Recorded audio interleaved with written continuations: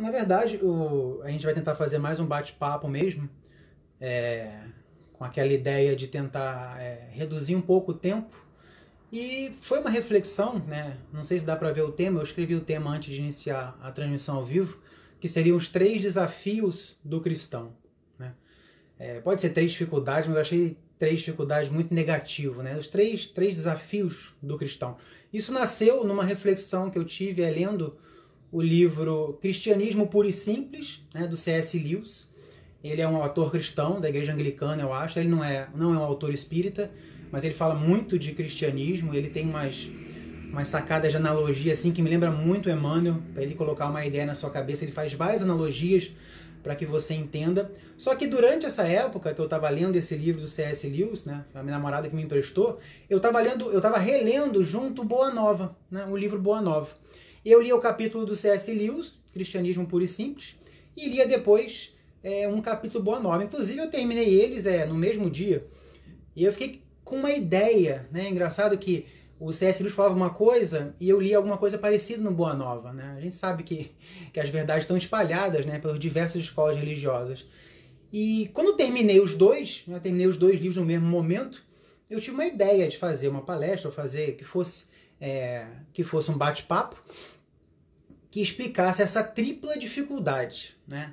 Saiu da minha cabeça isso, não é nada, fica meio cabalístico, nossa, uma tríplice dificuldade. Bom, não tem nenhum sistema aqui, a gente não está querendo nenhum sistema, né? Foi alguma coisa que eu observei que seria uma dificuldade para nossa marcha à evolução, ou para a perfeição, né? Como os espíritas se reportam, ou para a chegada ao reino de Deus, né? Como alguns entendem isso, porque eu estava lendo os dois, o Cristianismo Puro e Simples, né? Que é um autor protestante, junto com o livro de Humberto de Campos, que era Boa Nova. E aí eu imaginei que havia esse desafio, essa dificuldade, principalmente para os aprendizes do cristianismo em geral, né, em qualquer escola religiosa. E então, antes de começar, eu tenho que fazer esse acordo com vocês. Esse título de 3 dificuldades, peraí, gente, tem uns gatos aqui, eles podem derrubar tudo a qualquer momento. Não, tá salvo. A gente vai fazer um acordo aqui. Esses 3 dificuldades que a gente vai falar rapidamente, não tem nada de absoluto, né? Podia ser 1, podia ser 8, podia ser 9. Eu vou citar aqui, sem ser exaustivo, totalmente exemplificativo. Vai ser uma palestra mais... peraí que eu vou empurrar o gato. é o Ick, maluco. Uma palestra mais provocadora, mais para a gente ter um debate filosófico. Então, a primeira dificuldade, né, que eu separei é que aparentemente, muitos aprendizes e aspirantes, né, a discípulo do Evangelho, acreditam que iniciar no cristianismo você tem que abrir mão de tudo que é bom. E eu estou falando aqui de tudo que é bom no sentido material mesmo, assim, de tudo que é gostoso, né? Parece que as religiões têm esse papel triste de afastar, nossa, todos os prazeres que eu tinha, parece que a religião não pode, minha religião não permite, né?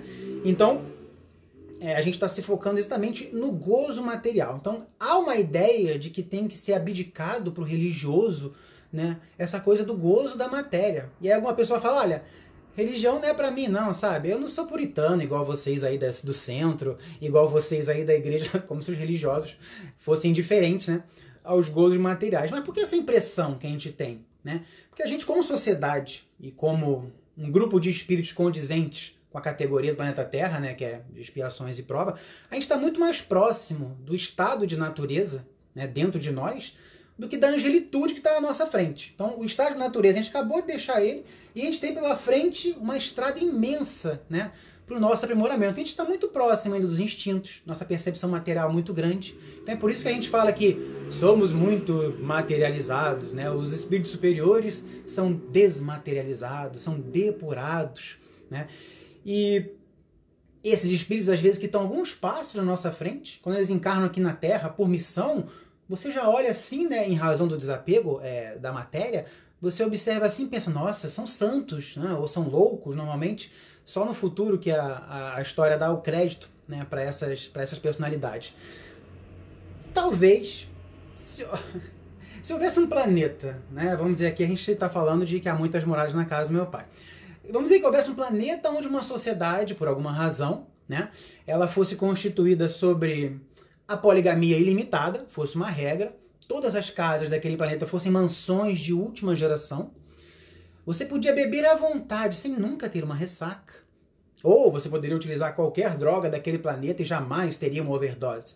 E principalmente, você podia comer sem engordar. Nossa, seria muito legal isso, né? Possível, né, que a gente falasse aí com os responsáveis que orientar a nossa evolução, com os nossos mentores. Ô, seu mentor, tem como encarnar naquele planetinha ali? Não gostei dele, né? Parece interessante aquele planeta ali. Exatamente para a gente ficar próximo da possibilidade do gozo material. É claro que parece que é um exemplo bizarro, mas em nada ofende a doutrina espírita. Porque na questão 665, Kardec pergunta: se alguns espíritos escolhem o contato com o vício material para se provarem, não tem alguns espíritos que escolhem esse tipo de vida A ou B para poderem se entregar materialmente aos pendores materiais? A resposta é sim. Há espíritos que fazem isso. Então é evidente que a gente, nesse meu caso louco aqui que eu dei do planeta, com todas essas possibilidades de gozo material ilimitado, muitos de nós ia se interessar e nascer lá. Então, muitas vezes o chamado do Cristo encontra em alguns irmãos essa coisa de renunciar aos prazeres do mundo por uma dedicação religiosa. E para eles, né, não parece uma boa troca. Por isso que eu estou colocando aqui como um desafio ou como uma dificuldade. Né? Muitos podem dizer: cara, não quero sair daqui onde eu estou, é bom, é gostoso, não tem nada de errado, eu não estou fazendo mal a nenhuma outra pessoa. Né? Então, desse lado aí do cristianismo, se eu for para aí, se eu for virar cristão, evangélico, protestante, outra religião, budista, judaica, possivelmente eu vou ter que fazer alguns freios, né? Aí eu vou ter que falar: minha religião não permite, eu tô fora. Tá?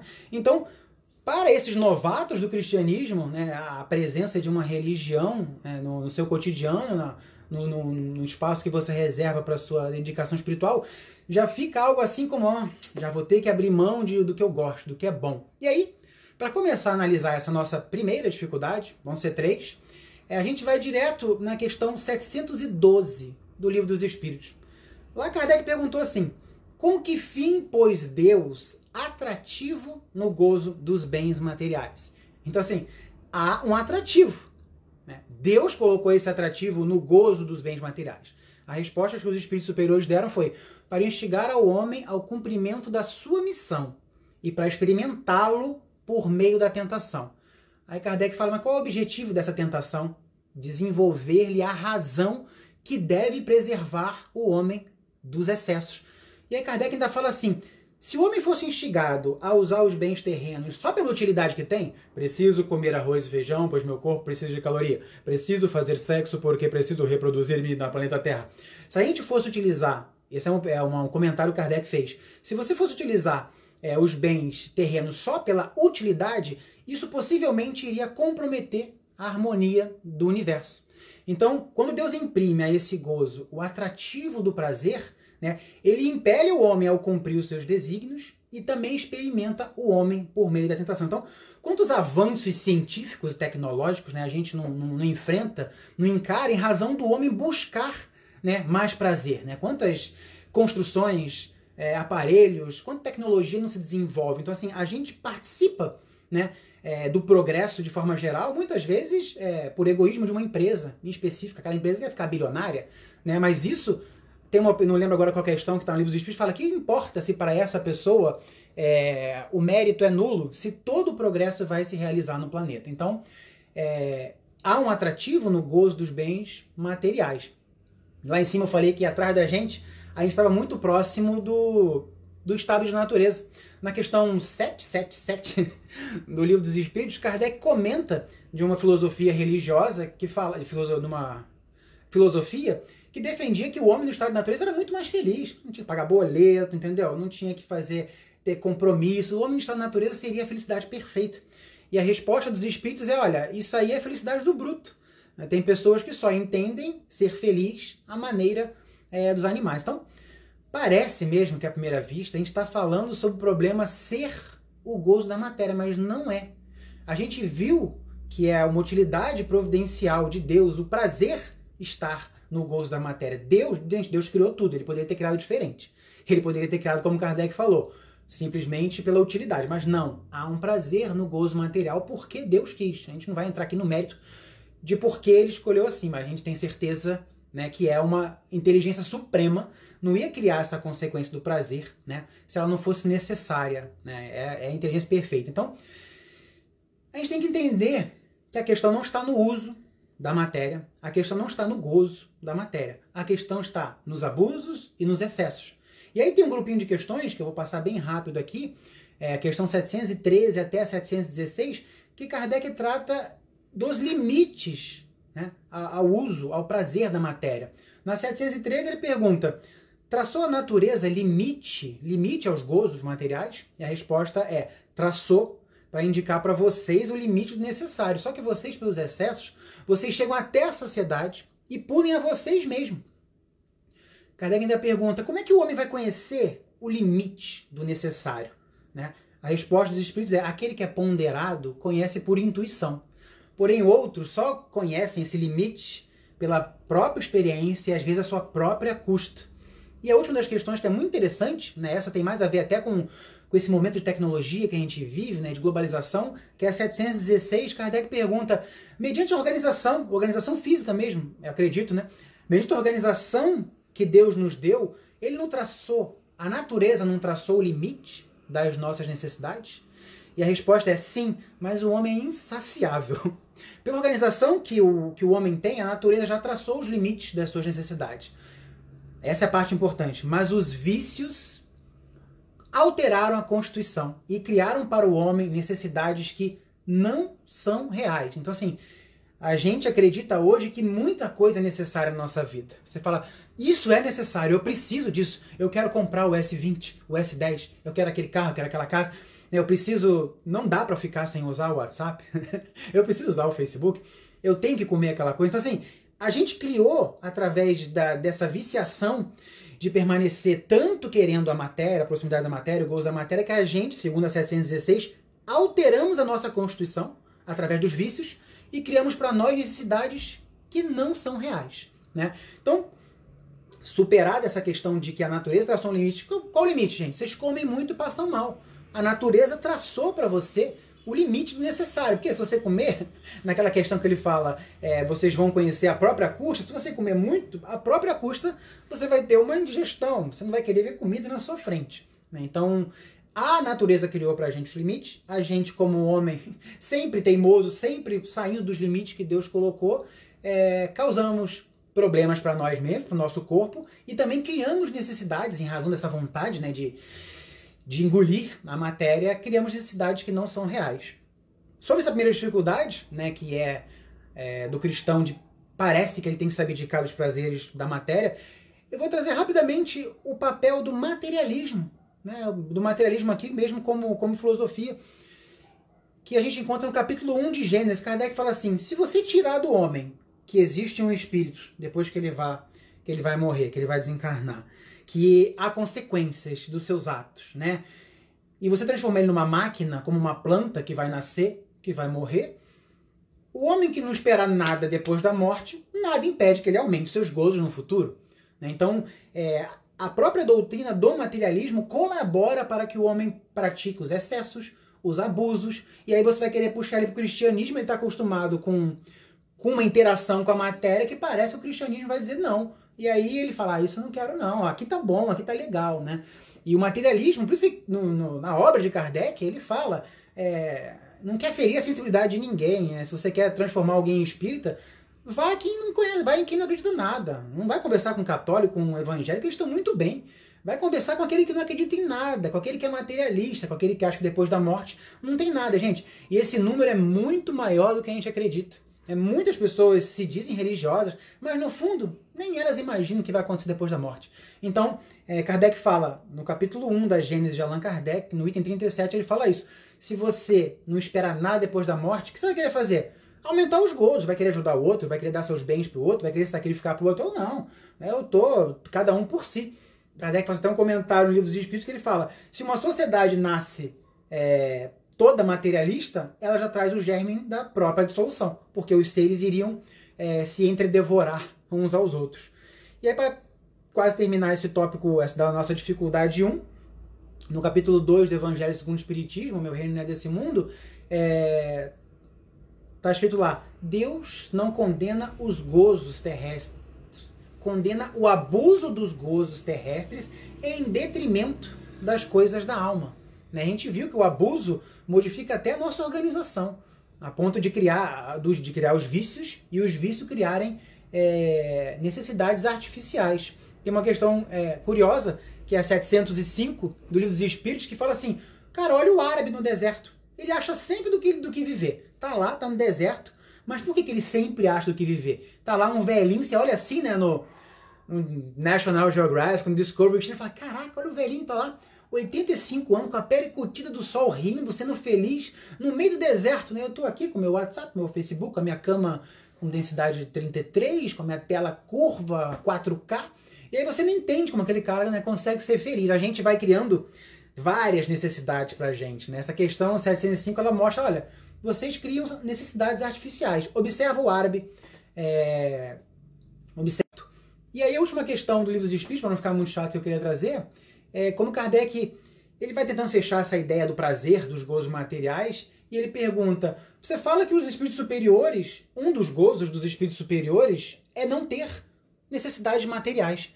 Mas você não disse lá atrás que há prazer no gozo material? E a resposta dos espíritos é sim, do gozo animal. Né? Prova da nossa condição ainda próxima ao instinto. Sim, é um prazer, mas é um prazer animal. Esses espíritos superiores, né, eles não se preocupam com a matéria como a gente se preocupa. A matéria é instrumento do espírito. É através da matéria que a gente se locomove, a gente atua, né, no universo. E para eles, a matéria tem a sua utilidade, tem aquela questão funcional. Para nós, mais próximos, né, desse estado de natureza, se a gente não tiver a matéria, a gente passa por uma incrível tortura. Então, parece que a gente só está falando mal da matéria, né? Você fala mal da matéria o tempo todo. E aí, para isso, eu trouxe uma mensagem de 1863 de Bordeaux, a cidade, que está lá no Evangelho segundo o Espiritismo, no capítulo 17, Sedes Perfeitos, que o Espírito fala assim, é um Espírito protetor, ele não assina, né, com nenhum nome. Ele fala, olha, não julga que, quando a gente fala que vocês têm que orar, fazer a nossa evocação mental, clamar por Deus na sua vida, a gente não quer que vocês vivam uma vida mística. Tá? Essa é uma mensagem do Espírito protetor. A gente quer que vocês vivam uma vida mística que deixe vocês fora da sociedade onde você está condenado a viver. Não é para assumir um aspecto, sabe, aquele aspecto, eu sou um religioso. Não. Aí ele fala assim, desde que você reporte todos os atos da sua vida ao Criador, sempre que você começar ou terminar um projeto, eleva o pensamento a Deus no arrobo da sua alma e tal, ele fala. E ele não fuja, inclusive, que para ter comunicação com os bons espíritos, para estar ligado a Deus, você tem que dizer não às necessidades da humanidade. Então, assim, não existe nenhuma regra para que você afaste os prazeres da matéria, desde que todos os seus atos você esteja rendendo culto a Deus. É claro que tem uma discussão filosófica, a gente pode dar o que é, o que não é atender a Deus. Mas que ele fala o seguinte, você está condenado a viver numa sociedade, pois viva, há prazeres na sua sociedade, viva como um homem do mundo, a gente colocou você aí, mas não imagina que para isso você tenha que abdicar nem dos prazeres. Né? E aí, para terminar agora esse tópico 1, eu sabia que ia ficar muito longo, já são quase 9 horas, para terminar esse tópico 1, na questão 912, Kardec pergunta, tá bom, já que existe um predomínio ainda da natureza corpórea, na maior parte, né, dos habitantes da Terra, como combater o predomínio da natureza corpórea? Lá no Evangelho segundo o Espiritismo, no capítulo 2, a gente falou, Deus não condena o uso dos bens terrenos, nem o gozo dos bens terrenos, mas sim o abuso, né? Como que a gente vai dominar, então, a nossa natureza corpórea, para não deixar em detrimento dos bens espirituais? A resposta é praticar a abnegação. A abnegação é um exercício.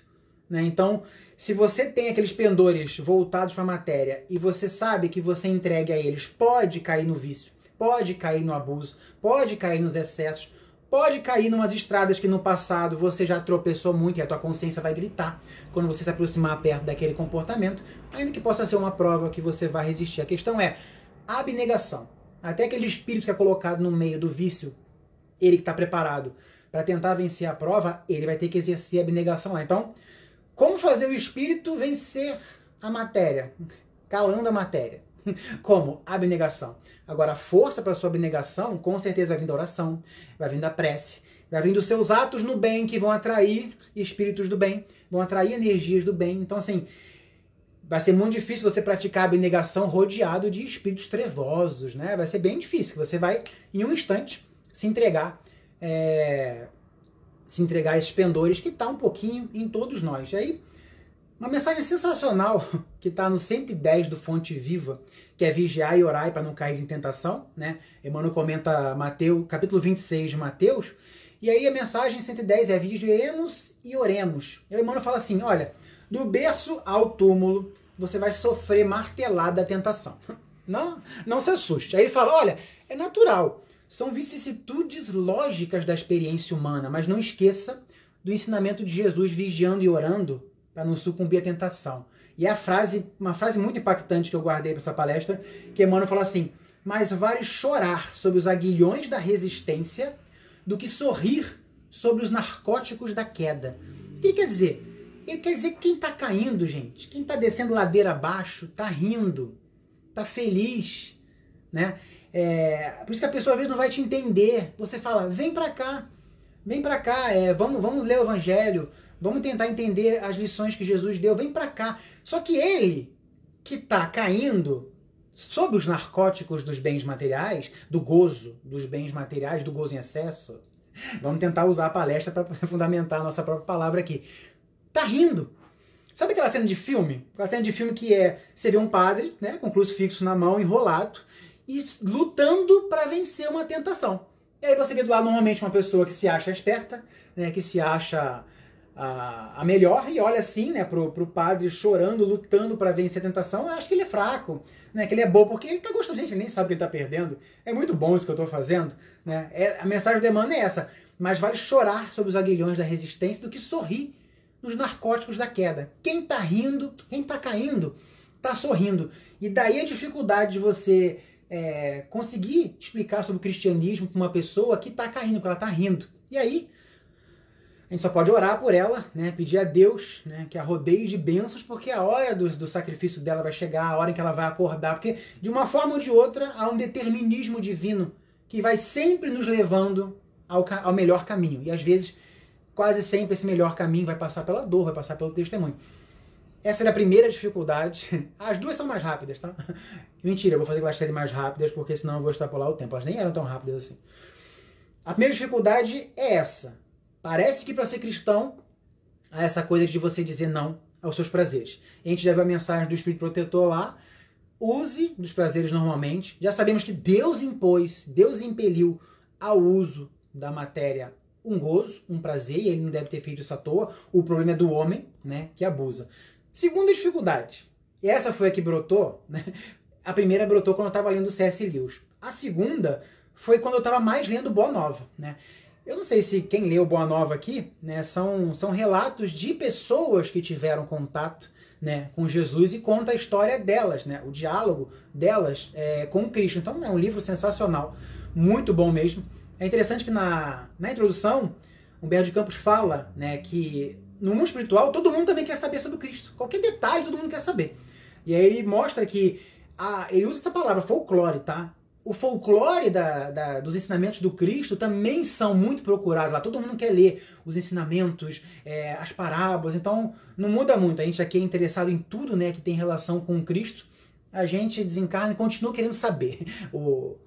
A gente não vai aprender tudo só porque perdeu o corpo físico. Então, você tem que ter coragem. Se você for ler o Boa Nova, você tem que ter coragem, porque as instruções que essas pessoas receberam de Jesus são sempre assim de sacrifício, de renúncia, de testemunho, de dor, de negar a si mesmo. Aí eu li aquilo e falei assim, meu Deus, né? Eu ficava assim, caraca, minha vida parece até muito fácil, né? Porque eu vendo as exortações de Jesus para aqueles personagens do livro Boa Nova, eu falava, cara, minha vida é muito tranquila, né? Porque o que esse pessoal está atravessando de desafio, de dificuldade, parece muito grande. Jesus, que é o nosso guia e modelo, né? Questão 625 do Livro dos Espíritos. Se ele carregou a própria cruz, né, foi abandonado, foi foi massacrado, torturado, quem ele mais amava se afastou dele, foi traído. Pode esperar isso também, porque ele é o seu guia, o seu modelo. Ele veio te explicar aqui na Terra como proceder, né? Como ser um novo homem, como ser esse novo homem que vai recriar esse elo divino. Então, aguarde que você também tem que carregar a sua cruz, esteja preparado. Aí você fala, pô, Vitor, essa palestra está piorando, hein? Porque lá no item 1, parece que você queria tirar de mim tudo que era bom. Queria comer minha pizza 5 queijos, bastante, meu sorvete Ben Jerry's, né? E aí tudo que eu gostava parecia que você não estava querendo deixar eu abusar. Agora, você vem falar para mim que tem que estar preparado para dor, sacrifício, renúncia, que é o que a maioria da gente não quer passar. A gente fica pedindo para Deus para livrar a gente de dores, de doenças, de testemunho, de ter problema, né? A gente não quer, a gente fica orando para isso. E aí você vai ler o Boa Nova e tá te exortando, se prepara, vai ser difícil, força, vai carregar a sua cruz. Eu dei na semana passada, ou retrasada, o capítulo 12 do Fonte Viva, que falava de tribulações, de dificuldades, de impedimentos. E aí tá lá, Atos dos Apóstolos, capítulo 14, esse era nosso tema lá no capítulo 12 do Fonte Viva, dizendo, por muitas tribulações havei de passar para o reino dos céus. Então você se prepara. Essa mensagem é para você. Todo mundo vai ter que passar por tribulação para chegar no reino dos céus, para chegar na perfeição. Paulo ainda, na carta aos Romanos, no capítulo 5, fala, a tribulação produz fortaleza. Então, se prepara. E por que eu especificamente falei do Boa Nova? No capítulo 20 do livro Boa Nova, que tem esse diálogo de Maria Madalena com Jesus, né, que ela fala que ela tinha uma necessidade de amor, ela tinha uma sede de amor, e ela desviou, né, essa necessidade de amor para as questões do corpo, para as questões da sensualidade. E aí Jesus, nesse capítulo 20, fala para ela que o amor sincero não existe satisfação passageira, não acaba na primeira ilusão, trabalha sem amargura, e só com os júbilos do sacrifício ele caminha para a vida suprema. Aí Maria Madalena coçou assim, né? Tô imaginando, o Bé do Campos não falou isso. E ela falou, só o amor pelo sacrifício vai conseguir saciar a sede do meu coração. E aí a resposta de Jesus para ela foi que somente o sacrifício contém o divino mistério da vida. Aí ele fala assim, eu tô lendo aqui, tá, gente? Viver bem é saber imolar-se. Acreditas que o mundo pudesse manter o equilíbrio próprio tão só com os caprichos antagônicos e criminosos dos triunfadores? Toda a luz humana vem do coração experiente e brando de quem foi sacrificado. Um guerreiro coberto de louros ergue os seus gritos de vitória sobre cadáveres que estão no chão, mas apenas os que tombaram fazem bastante silêncio para que se ouça no mundo a mensagem de Deus. Aí eu olhei aquilo e falei, gente, eu fiquei com esse negócio do sacrifício na minha cabeça. Até fui olhar em outras passagens, né? Aí foi fácil. A gente tem tudo em PDF, gente. A gente vai lá em PDF, já é a palavra e a gente acha. E aí, no capítulo 11 do Evangelho segundo o Espiritismo, fala que sacrifício é uma virtude filha do amor. Aí eu andei mais um pouco, no capítulo 16, né, do Evangelho segundo o Espiritismo, fala, o merecimento de cada um está na proporção do sacrifício que você impõe a si mesmo. E, na palestra passada, eu tinha falado do capítulo 159 do Pão Nosso, que Emmanuel fala assim, personalidade sem luta é alma estreita. Só trabalho, sacrifício, dificuldade e obstáculo, que são elementos de progresso, vão dar ao homem a verdadeira notícia da sua grandeza. Aí eu falei, caraca, como é que eu vou continuar essa palestra pro pessoal, né? Parece que tá ficando tudo ruim. O pessoal tá assim, embalando assim, meu Deus, tava tão alegre, o vídeo tá me deixando depressivo nessa palestra. Tá falando para largar o que é gostoso, agora tá querendo que eu me prepare para sofrer. Tá demais isso.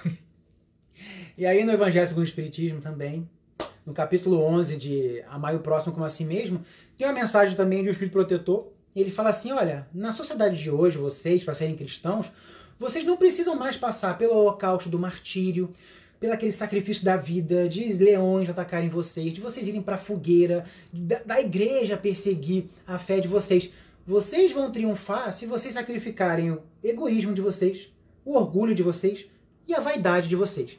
Esse é o sacrifício que a gente está solicitando hoje, né? Grandes mártires do cristianismo e de várias religiões sofreram na pele, né? Queimado, perseguido, muito sofrimento físico. Então, hoje não. Hoje a gente está escapando, a sociedade está organizada e os religiosos não têm que dar grandes manifestações de sacrifício físico. Porém, a gente está precisando de sacrifícios morais, sacrifícios...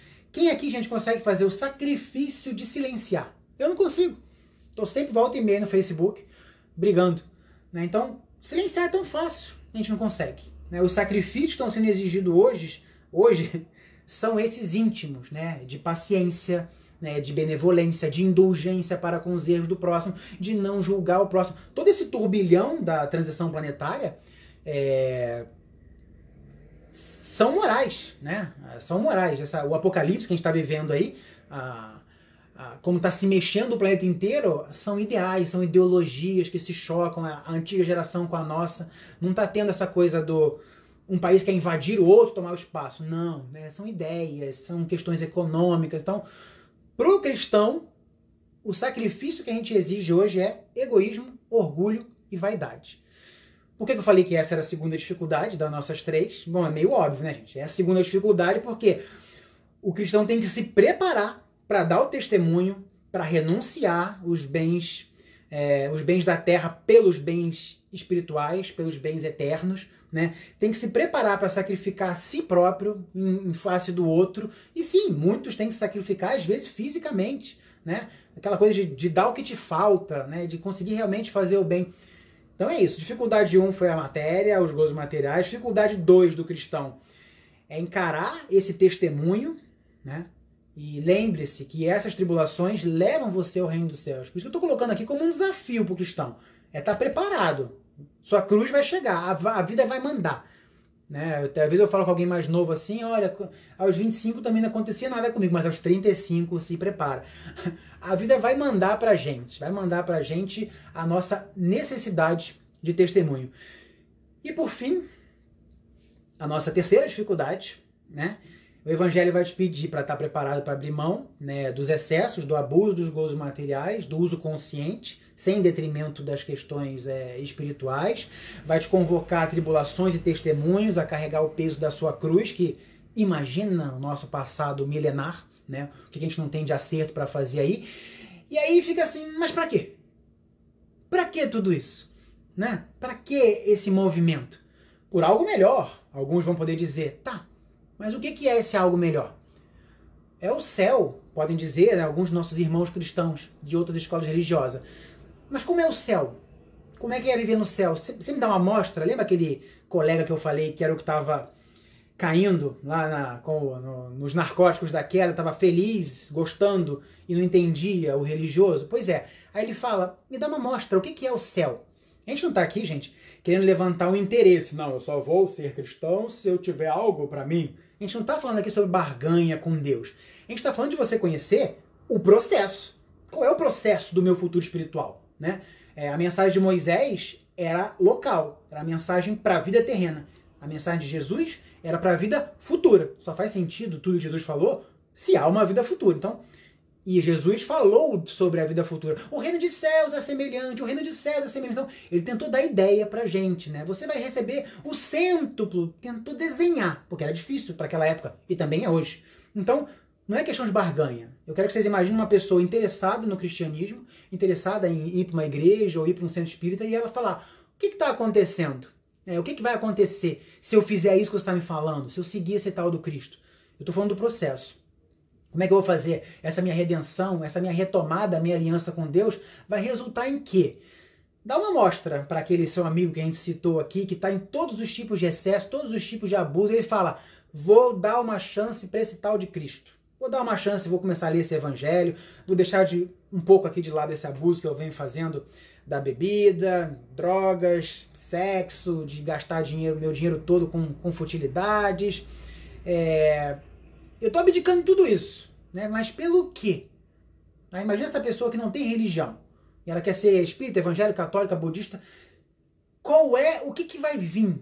Por isso que eu falo que é uma dificuldade do cristianismo. Estou trocando isso pelo quê? E aí, talvez um irmão mais conhecedor do budismo fale, pela paz interior, pela calma, pela felicidade. E aí, mas eu sou feliz fazendo o que eu estou fazendo aqui, é bom, tá gostoso, é bom e feliz, nisso eu estou muito feliz. Eu quero que você me mostre, né, o que vai acontecer. E aí vai chegar o espírita, né, vai arrumar aqui a golinha dele, você vai evoluir muito mais depressa se você seguir o evangelho.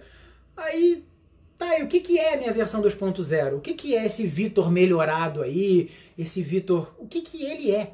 Há uma dificuldade, né? E aí você, eu até falei, Jesus, se você falar, não, você vai receber o cêntuplo, já nessa vida, né, de recompensa. Por quê? Porque há uma dificuldade de desenhar para a mente humana, para a mente do encarnado, o que é essa felicidade futura.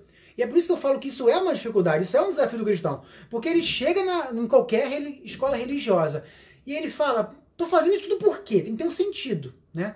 E aí há uma dificuldade em que isso seja pintado.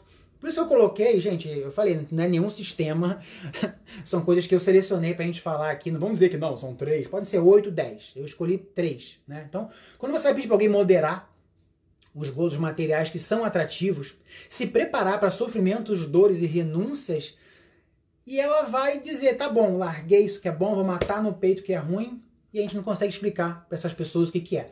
Aí eu até fui pegar no Evangelho, no Evangelho segundo o Espiritismo, no livro dos Espíritos, sobre esses gozos do futuro, esses gozos dos justos, né? E eu encontrava sempre aquela coisa do indescritível, né? Para nós espíritas, também para as outras escolas cristãs, né? A gente sempre vai resumir, é uma felicidade muito superior à da Terra, né? As coisas de Deus são loucuras aos olhos do homem. Aí esse teu amigo aí, ele fala assim, pô, cara, vou ficar aqui.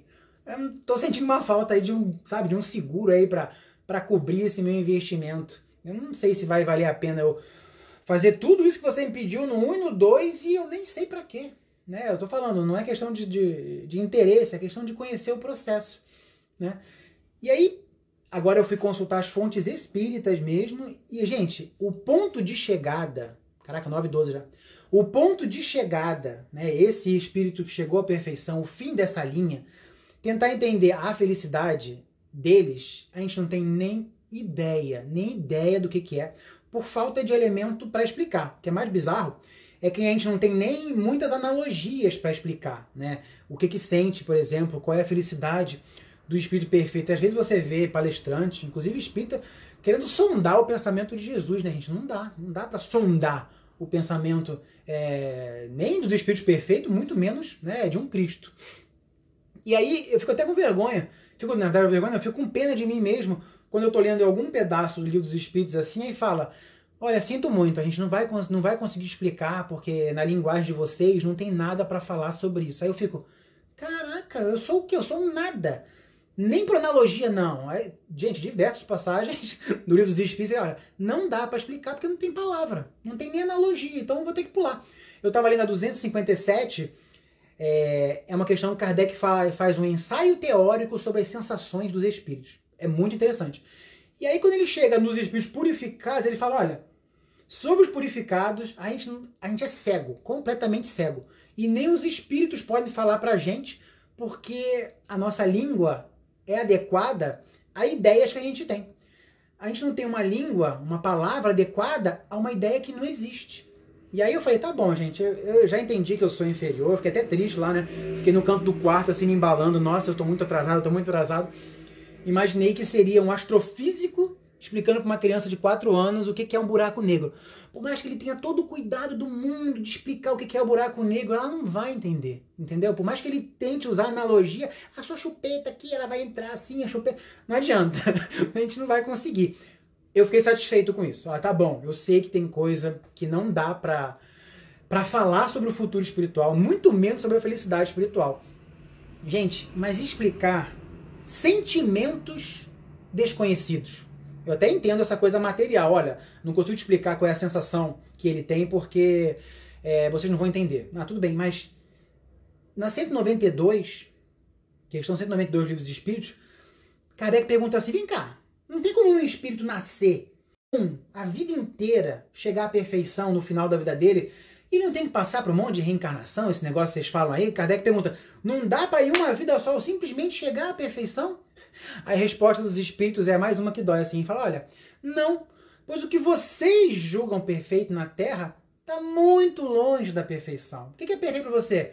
É ser bom, é ser honesto, está muito longe. E aí o que doeu em mim nessa questão 192 foi que ele fala assim, existem qualidades e sentimentos, na tradução nova da FEB, que é do Noleto Bezerra, fala que, e no francês está, sentimentos. Tem sentimentos que são desconhecidos para vocês e incompreensíveis. Aí eu falei, gente, eu até entendo, olha, eu não consigo explicar uma coisa física, né, para vocês, que vocês são muito atrasados. Agora, imagina que existem sentimentos, qualidades do espírito que a gente desconhece. Né? A gente quer saber o quê? Ah, eu sei o que é saudade, amor, raiva, sei lá, ciúme, orgulho. Mas tem alguns sentimentos que vocês da Terra não conhecem. Aí eu, puxa, não deve ser verdade isso. Aí é demais pra mim. Meu Deus do céu. Por que eu falei que essa é a nossa terceira dificuldade? Porque olhar além, na nossa situação atual, ainda é muito difícil. É por isso que tem que ficar pintando. Né? Todas as religiões pintam um céu, pintam um futuro espiritual, porque não tem outra opção. Nem os espíritos conseguem explicar pra gente o que é isso. E aí, para tentar me colocar na minha situação, né, na nossa situação da Terra, no livro Céu e Inferno, no capítulo 3, tem dois tópicos no capítulo 3 do Céu e Inferno que é interessante, o tópico 6 e o 12. No 6, Kardec fala assim, olha, os espíritos são criados simples e ignorantes, né, mas são dotados de aptidão para tudo conhecerem e progredirem em virtude do seu livre-arbítrio. E aí é ali que eu posicionei a gente e os espíritos superiores, nessa felicidade que a gente não entende. Pelo progresso, os espíritos adquirem novos conhecimentos, novas faculdades, novas percepções e novos gozos, novos prazeres que os espíritos inferiores não conhecem. Eles podem ouvir, podem sentir e compreender o que os atrasados, nós, não conseguem ver, não conseguem sentir, nem compreender. Aí Kardec dá um exemplo, falando, você vai no concerto de música, e aí você leva uma pessoa super, né, com ouvido musical, que entende tudo, e uma pessoa que tem ouvido para nada, tipo eu, né? Não consigo achar, vou ver uma obra de arte, não acho nada bonito, né? Totalmente insensível. Aí Kardec fala, esse espírito vai ser capaz de detectar coisas na música, sentir prazer naquela música, que o outro espírito vai assim, esse cara tá maluco, que hora que vai acabar isso aqui? Eu quero ir embora, eu tô pagando 2 horas de estacionamento lá. Então, é uma comparação. Quanto mais você progride, mais faculdades, percepções, conhecimentos, sentimentos, você pode sentir, ver e ouvir coisas que aqueles que estão abaixo de nós não conseguem sentir. Assim como nós, gente, não, nem tudo é notícia ruim, assim como nós estamos em uma situação superior a vários outros espíritos, ainda inferiores a nós, ainda mais animalizados do que nós, mais materializados do que nós. Vocês não veem isso mesmo hoje aqui na Terra? Se você pegar uma pessoa super, com muita cultura, com muita inteligência, e você pedir para explicar alguma coisa a uma pessoa muito ignorante, a pessoa inteligente sabe que ela não vai ser compreendida. Ela sabe que não importa os mecanismos que ela utilizar, ela não vai ser compreendida. Né? Quantas vezes você não saiu de uma discussão porque você fala, essa pessoa não vai entender o que eu estou falando, não adianta. Né? Então a gente tem que ficar progredindo, continuando na nossa estrada, meu Deus, 9:18, continuando na nossa estrada para mais progredir, mais ter acesso a esses gozos que os espíritos superiores têm, mais compreensão, né, do que é o reino do céu que a gente não tem. Engraçado que eu falei que todas as religiões pintam, né? Onde você for, não, vai ter um céu, vai ter um local bonito. Até nas pagãs, né, tinha o fogo do Tártaro lá, tinha um local de prazeres. Em algumas religiões tem virgens te esperando, em outras é só a paisagem. Então, tem que pintar alguma coisa que seja bom para aquele grupo religioso. A gente tenta resumir. É felicidade. Mas como a felicidade é difícil de se falar, a gente vai tentando montar. Eu falei que no capítulo 3 do Céu e Inferno tinha o tópico 6 e o 12. No 12, gente, Kardec faz isso. Kardec tenta pintar pra gente. Ele fala, a suprema felicidade consiste no gozo de todos os esplendores da criação, que nenhuma linguagem humana jamais poderia descrever, nem a imaginação mais fecunda poderia conceber. Aí ele começa a falar, consiste na penetração de todas as coisas, ausência de sofrimento físico, ausência de sofrimento moral, satisfação íntima, serenidade da alma imperturbável, amor que envolve todos os seres. Olha o exemplo que a Kardec dá. Ausência de atrito no contato com as pessoas ruins, né? Você via Jesus em contato com várias pessoas muito más e Não havia atrito, né? Não havia atrito. Então, até Kardec, né, no Céu e Inferno, tentou pintar o que é o céu dos espíritos superiores. Aí, gente, eu desisti. Falei, gente, não vou conseguir levar para essa palestra, porque ninguém sabe.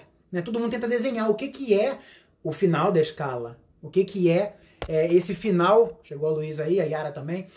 O que é o final dessa escala? Não temos condições de entender o final da escala.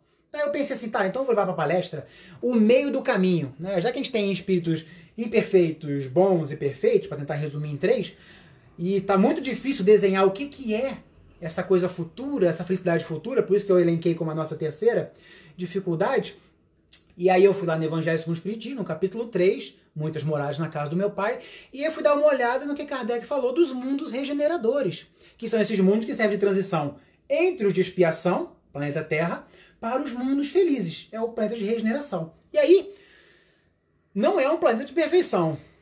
O planeta de regeneração não é perfeição. A humanidade continua tendo desejos, continua tendo sensações físicas, não é nada etéreo e tal, mas... E aí começou de novo a doer o meu ego, né? Comecei a ler no Regeneração. Liberto das paixões desordenadas, que o homem na Terra é escravo. Isento de orgulho, né? Não há ódio, não tem inveja. E em todas as frontes está escrita a palavra amor, perfeita equidade nas relações sociais. Nossa, esse é o meio do caminho, tá, gente?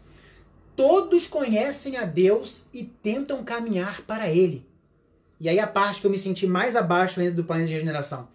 O homem no planeta de regeneração divisa melhor do que vocês na Terra o futuro. E compreende, olha a parte que eu quero chegar, compreende a existência de outros gozos prometidos pelo Senhor que vocês não conseguem compreender ainda.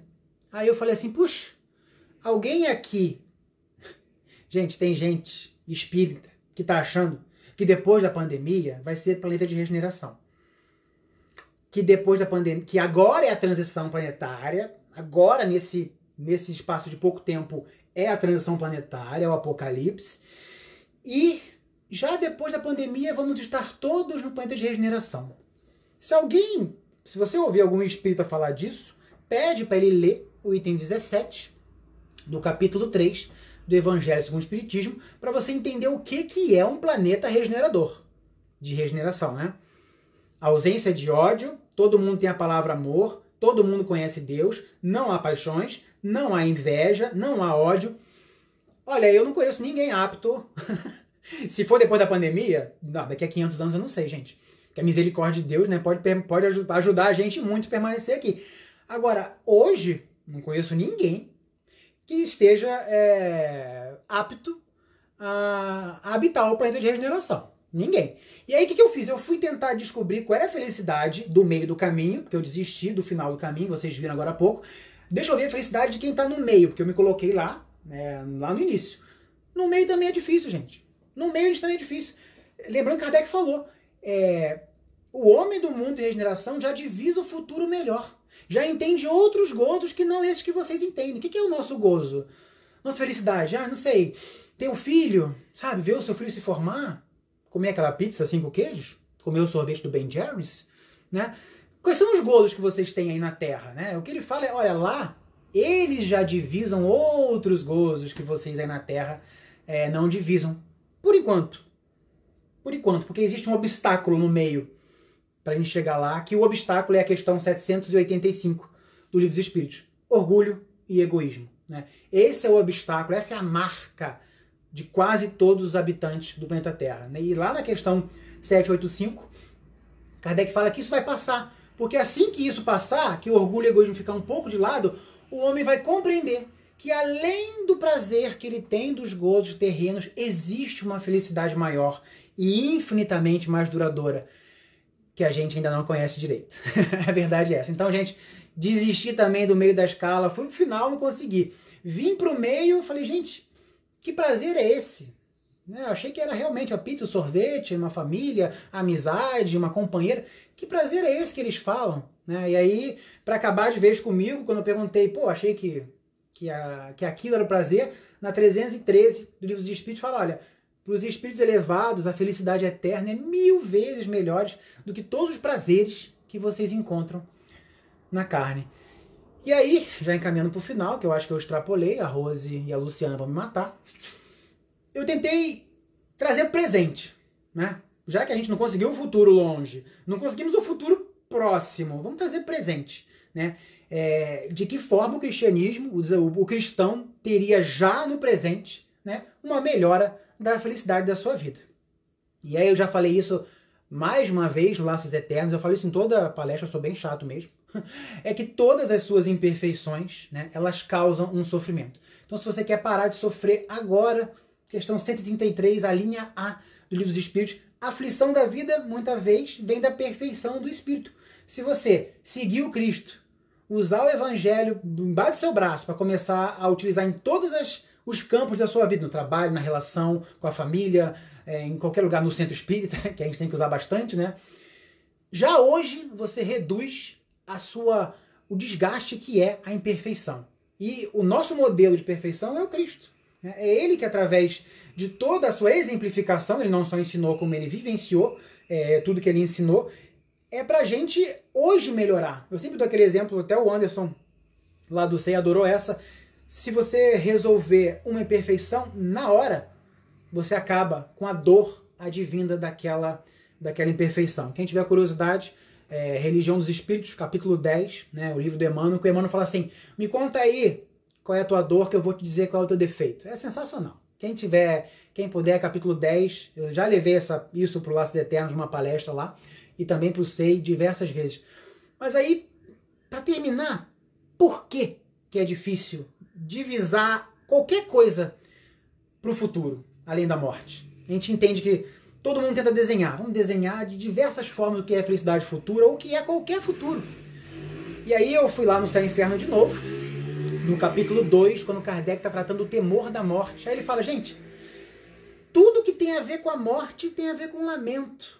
A morte é rodeada daquela coisa escura, né, lúgubre, infunde um terror muito mais que uma esperança. Você vai ver uma poesia sobre a morte, um desenho sobre a morte, vai ser aquele aspecto de dor, aquele aspecto repelente, nunca como um sono de transição, nunca como um espírito radioso, assim, né, saindo do corpo, né, indo para o céu. Então, a gente não consegue simbolizar, nem espírita, tá, gente? Não, o espírita adora falar sobre vida após a morte. Nem a gente consegue divisar isso, né, de uma forma clara. Aí Kardec fala, olha, muito tempo vai ter que tirar isso porque não tem raiz. Na nossa sociedade, não tem raiz a vida futura, né? Então, quais são os emblemas? Kardec é tão engraçado.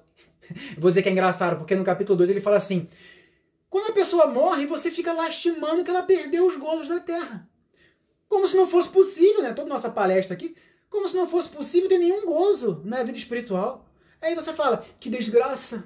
Kardec falou, gente, que desgraça. Morreu tão jovem, era tão rico. Ou então, tinha um futuro brilhante pela frente. A gente chora que essa pessoa que partiu não vai poder estar aqui nos nossos gozos materiais, que segundo os espíritos são os gozos animais, que são mais próximos dos espíritos inferiores. E aí quando ele vai para uma vida melhor, a gente ainda reclama. Então, tudo que tem a ver com a morte tem a ver com fim, com dor, com dificuldade. E mesmo o espírita, gente, não consegue se desfazer desse olhar. Se a gente imaginasse que a nossa vida não tem fim, e você sempre, cada ato seu, você observasse que vai ter uma consequência daqui a 100, daqui a 200, daqui a 300 anos, você ia começar a olhar diferente. Você está no topo da montanha, assim, já sei que se eu fizer isso, lá na frente vai acontecer isso. Aí Kardec fala, é difícil mesmo falar sobre vida futura, é difícil mesmo falar sobre recompensas futuras, né, felicidade futura, porque a gente costuma ainda bater na trave da morte, né? Que pena. Ele ia ser médico, ia ser um engenheiro, mas se foi, que tristeza, meu Deus, me dê força. Como se ele tivesse condenado, né, a um grande sofrimento. Então, o objetivo principal para nós, com essas três dificuldades, né, a dificuldade do cristão, de parece, a gente entendeu aqui que tem que dizer adeus ao gozo material, tá preparado para testemunho, para dor, é outro desafio do cristão, e para entender o que vem depois disso tudo. Né? Tentei trazer aqui, a gente não vai conseguir concluir esse pensamento, mas ele fica pelo menos como possibilidade de debate, com certeza poderiam ser 5, 7, mas aí eu gosto de uma frase que o Emmanuel traz, que é o determinismo divino. Não importa onde você esteja, a escola religiosa que você esteja filiado, pode ter certeza que a vida sempre, né? Deus sempre vai colocar você nesse caminho de compreender mais, de progredir. Quanto mais você progredir, melhor você vai entender, mais você vai entender a lei de Deus, vai saber mais a diferença entre o bem e o mal, vai melhorando. Quanto mais melhora, menos imperfeição, menos sofrimento, gente. Desculpa, eu extrapolei todo o tempo, nem vou dizer para vocês que tinha mais coisa para eu falar, mas como sempre, tem que melhorar isso, uma imperfeição traz consequência, né? A consequência é levar esporro da Rose, da Luciana, por eu ter extrapolado os 35 minutos que ela me deram, e eu basicamente fiquei quase 1 hora. Então, agradeço mais uma vez o convite, né, do Laços Eternos, espero que em breve a gente possa se encontrar novamente, fisicamente lá, para dar aqueles abraços calorosos, e que vocês tenham uma semana de muita paz, muita bênção para todo mundo. É isso, graças a Deus, muito obrigado, pessoal.